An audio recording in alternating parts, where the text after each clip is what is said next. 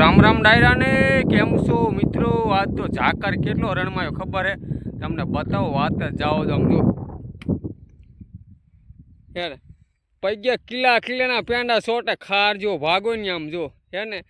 તો મિત્રો ખાસ નમ્ર વિનંતી કે રણમાં અગરિયા મિત્રો આપણે સવારમાં હે ને ઝાકર જેવો માહોલ હોય ને થોડુંક બાઇક ધીરે ચલાવો સમજ્યા.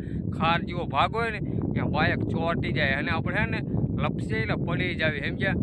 અને એક બીજી વસ્તુ કઈ મિત્રો ખબર હે, રણમાં વાસણા દાદા દર્શન કરવા જતા હોય ને અજાણ્યા લોકોને ખબર હોય નહીં, બાઇક લઈને જતા હોય તો સવાર મિત્રો ને ખાસ ધ્યાન રાખવું, કારણ કે ઝાકર જેવો માહોલ હોય ને બાઇક લપસી જાય સમજ્યા. એટલે રણમાં અગરિયાને તો ખબર હોય કે ઝાકર જેવો માહોલ થાય ને બાઇક ધીરે ચલાવી, પણ વાસણા દાદા દર્શન કરવા બાઇક લઈને જતા હોય અજાણ્યા લોકોને ખબર હોય નહીં. તો મિત્રો ખાસ નંબર વિનંતી કે થોડુંક બાઇક સવારમાં ધીરે જ ચલાવો વાસણા દાદા દર્શન કરવા જવા માટે, કારણ કે ઝાકર જેવો માહોલ હોય ને એટલે બાઇક હે ને ચોંટી જાય સમજ્યા. તો બસ આટલું.